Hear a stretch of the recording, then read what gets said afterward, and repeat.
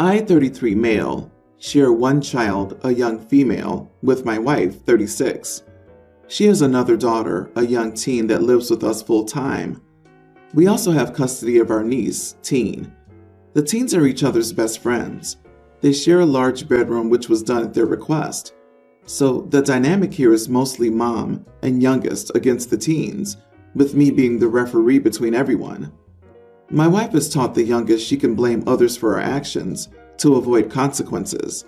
She just says the word, and one of the teens will get punished without question. There's no doubt she's my wife's favorite. I love her, but she's becoming nothing more than an entitled brat. As just a mere example, my wife and I had an appointment we both needed to attend. When we came back, it was apparent the pool had been used. They're not allowed to swim while we aren't home. As the youngest divulged, "Mommy, I was in my room coloring. I never went swimming." The teen said that wasn't true. She had also gone swimming. Only the teens were punished. My wife refused to give the youngest any consequence. I later found her wet swimming suit hidden in the garage. My wife and I argued. I felt strongly she needed to not only be punished for swimming, but also for lying. After a relentless disagreement, I was silenced as she gave the youngest a very minimal consequence. The lying, blaming, and favoritism ultimately caused the teens to act out, understandably. Most of their consequences are done by giving more chores, specifically the youngest chores. Or recently, they were removed from music lessons as a consequence. I believe they're so frustrated, they don't even care when they verbally attack their mother after her unfair treatment towards them. After all, they already get blamed and punished for things they don't even do. From my perspective, lashing out gives them a release. We've had countless tiring arguments. She doesn't see her faults, or we'd agree to do this and that, but it was never done. So I decided to write her a performance review as a stay-at-home mom. Her areas in need of improvement, well, it was a lot, but I touched on how she needs to listen better and stop being biased. Be fair in all her decisions, and stop making rash decisions without considering all 3 kids. I recommended she give each child the same amount of one-on-one alone time to speak or just be with one another. So it wouldn't be an entire slap to her face. I gave her accolades on her strong points for other areas besides parenting. I guess I felt this would work best because I could organize my thoughts on paper without her interjecting. However, it quickly backfired in my face. She was quiet the first hour after I handed it to her. Then she completely exploded on me and said if we do this type of crap, she'll get a private bank account and take half my paycheck every week. She further said the review was abusive and a manipulative, misogynistic move. Am I the idiot? You are the idiot. Are you her employer? Because employers give performance reviews. Partners do not give performance reviews. Therefore, your family, including yourself, needs therapy. A lot of therapy. A lot of therapy. Then that's called everyone's the idiot here. The fact that you vote OP to be the only idiot here is confounding. He's so much less of an idiot than the wife that they're not even on the same scale. OP, she should be listening better, but seriously? A performance review? What kind of reaction did you expect? You're treating her like a temp worker, not your partner. That was unbelievably condescending. You seem to have a you versus me mentality instead of us versus the problem. Y'all need to find a way to communicate better in a non-adversarial way. It's time to get into couples counseling and talk about this like adults. You're all out of your ever-loving minds. Honestly, I'm saying you are the idiot, despite the wife's crappy behavior. If he's genuinely concerned about parenting issues or his wife is being emotionally abusive, why on earth would you write a performance evaluation? He's not her boss. What's he gonna do, fire her? What happens if she starts working and isn't a stay-at-home mom? Does her crappy parenting not matter if she isn't a stay-at-home mom? It is crappy misogynistic and entirely about her not working and not at all about her being a bad parent. And he's describing a wide range of parenting issues. I disagree. I was ready to call OP an idiot, but I can't. I think you acted in desperation because you see your wife favoring the youngest at the expense of the teens.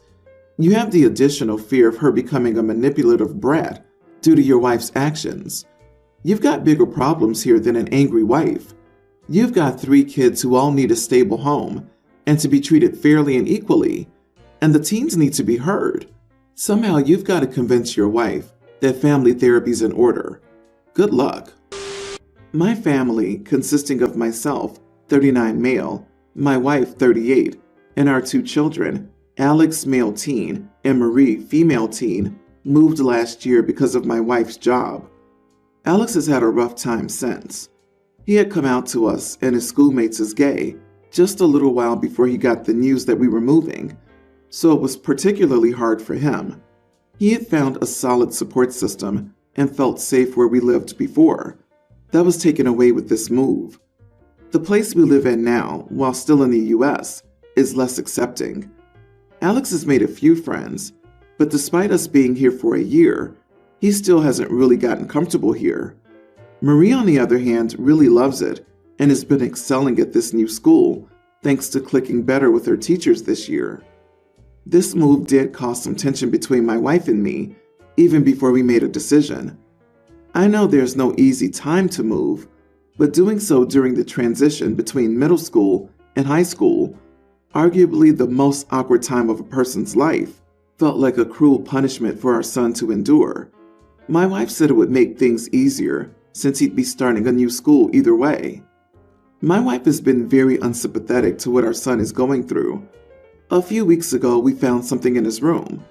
While I was fully prepared to, number 1, make sure he wasn't self-medicating in a way that could lead to something dangerous, and 2, give him the don't be stupid, don't drive under the influence, and don't stink up your room anymore talk, his mom grounded him for 2 weeks and took away his phone every afternoon after school. This cut him off from his friends from his old school, further isolating him during an already hard time. This brings us to last week. I finally set my wife down and told her things weren't working. We tried it for a year, but Alex has consistently expressed unhappiness and discomfort. I told her it was time to start making plans to go back. She said that Marie was doing great here, that I always favored Alex as the baby of the family, and that we needed to give things more time. She also said both kids would be off to college soon. I replied that I wouldn't let my son live in discomfort for 3 more years before college. Also, my job and money I had gotten from my grandparents, a trust fund of sorts, more than covered our living expenses, and there was no real need for her to work. I said it was incredibly selfish to put a passion project ahead of her own child, and that being a parent meant sometimes putting our needs on the back burner while we do what's best for them. She was furious that I called her career a passion project and hasn't spoken to me since. I'm at a loss on how to move forward. Am I the idiot? Boy, a trust fund baby? Calling someone's career a passion project is a major idiot move. The context of your children doesn't apply here. You essentially said your wife doesn't do anything significant, which is hurtful and demotivating. Not to mention it looks like manipulation to get her to be utterly dependent on you. My favorite part was how we got all of that context, as if it matters or changes, that he called his wife's career, safe to say at least a decade of one, a passion project. He's completely sexist. His daughter's well-being doesn't seem to matter. His wife's career is a passion project, and he can control or support them on his inheritance. He's using his son as an excuse to get what he wants. Maybe get him some help rather than blame his wife. Yeah, OP, what if Marie, who's doing better than ever here, takes the same stuff when you move back? Will your solution be to move again? Why do you think moving back will be a magic bullet for your son? Teendom is challenging for everyone. You don't know if his support system would have held in the transition to high school. I suspect that you were happier before the move. You seem to resent your wife's job, and you likely resent the time her job takes away from you. You also like the power that comes from controlling all of the money. Moving back is what you want for you, and the bonus is that Alex seemed happier there too. You two need counseling both for your marriage and on how to help Alex through adolescence. My father has many faults. I'm well aware of these, and tend to keep our interactions private. I still love him, and I've developed a system to keep him from messing me over. When my fiance asked me to marry him, I said yes, and then I went and privately told my dad about it. We had a nice dinner with my fiance, and that was that. My future mother-in-law wanted to have an engagement party. I was fine with it. I just requested that she not invite my father. I explained that we had a strange relationship and preferred to keep him at a distance. She agreed. I guess she thought she knew better than me. She wanted to fix our relationship, and the first step was inviting him to her home for a party with alcohol. When I met my dad for dinner, I specifically chose a restaurant that didn't have a liquor license, and we went right after work. His car has a breathalyzer built in to make it start. I know what would happen otherwise. When I saw my dad there, my stomach flipped. I asked her what was going on, and she said that a good daughter would want her dad there on this important day. I asked her to please make him leave. She said I was being rude. I went over to my dad and asked him to leave. He promised to behave. He was so happy to be invited. I told my fiance that I might need to leave in a hurry and that he had to come with me when I left.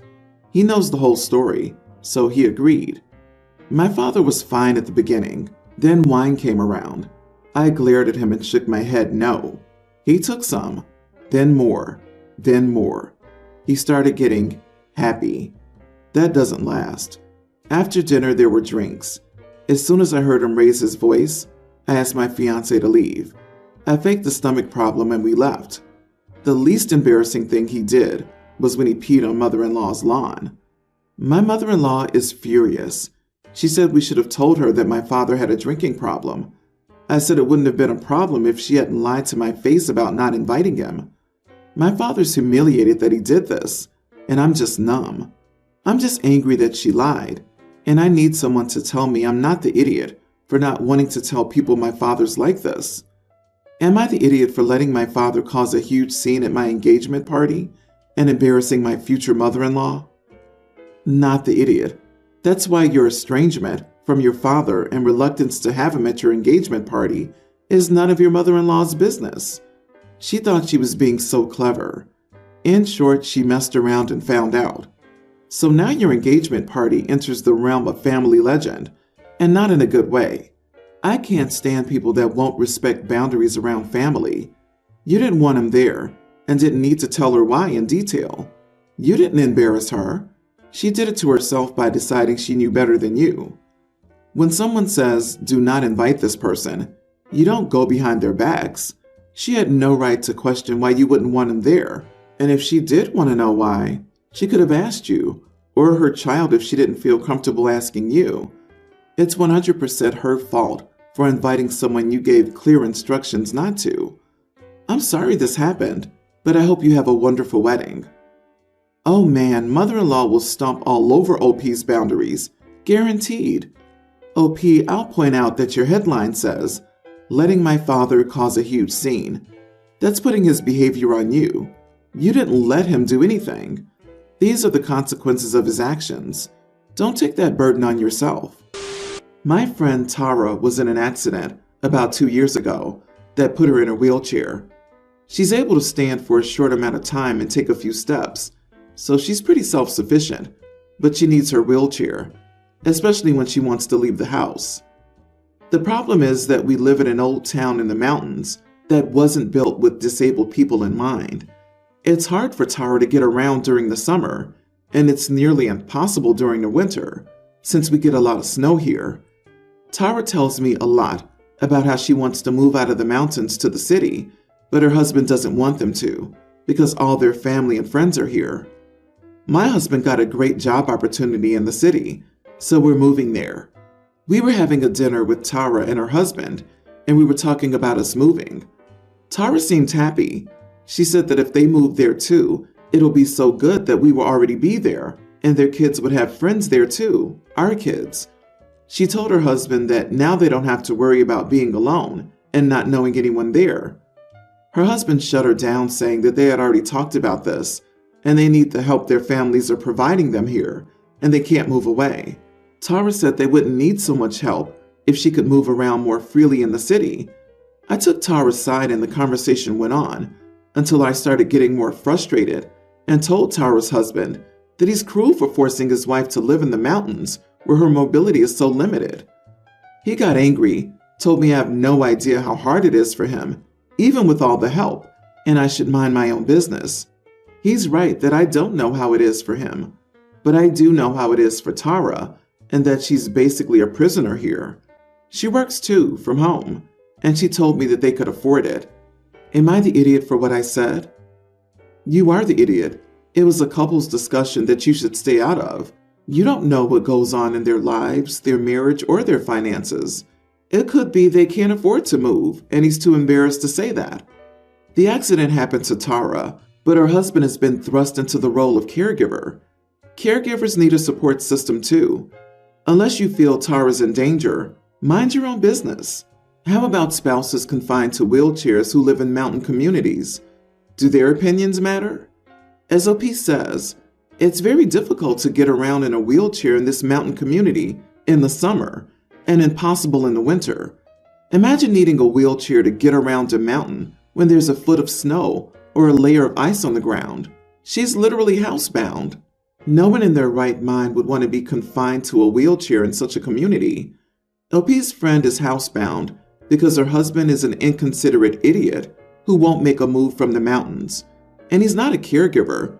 First off, he obviously doesn't care about his wife's needs. Second, his wife doesn't need a caregiver. She isn't paralyzed. She can stand for short periods of time. She can walk a few steps. Simply put, she doesn't have a caregiver because she doesn't need one. So, OP, thanks for trying to help your friend. You're not the idiot. I have tattoos. My fiancée, Valeria, has tattoos. I do not control her or tell her what to do with her body. We just got back from 3 weeks in the Philippines. Valeria isn't talking to me. She decided that she really wanted a traditional Filipino tattoo. Her grandmother's from the Philippines, and it was something she wanted to get on her to honor her. So none of this was an issue. What was an issue was that she decided to get it after she got the tattoo. The artist's grandson told her the rules, which included don't go in the ocean, which I had already told her. She said that she had always wanted it, and that we might not have had an opportunity to see that artist again. I would have made an effort to get her back there before we left. Now she's angry that she spent all this money and time on her vacation, and basically had to sit by the pool and drink for most of it, like her mom and dad would do, is what she said. I don't see how her decision is my fault, but she's still upset with me. Am I the idiot? Not the idiot. That was a dumb decision. Can't fault you there, OP. But she sounds off her rocker. That's some toxic crap. Blaming you for her decision? Beware, my dude. Is this what you want the rest of your life to be like? So, in other words, a woman who does something foolish and then punishes you for it. That's what you want in a wife? For real? I'm heavily tattooed, and it's always a thing that you have to schedule around your life. I avoid getting tattooed in the summer because I like to be outdoors in the warmer weather, swimming, hiking, etc. And I don't want to worry about a literal open wound getting infected. I had thought this was common sense, and yet, you seem to be fairly supportive of her decisions and didn't forbid her from getting the tattoo on the 4th day, just warned her that it might screw with what she'll be able to do on this trip. I think she may be lashing out because she realized after the fact that you were right, but she can't admit that because she feels she needs to defend her decision. I would bet that this isn't the first example of extreme selfishness in this relationship.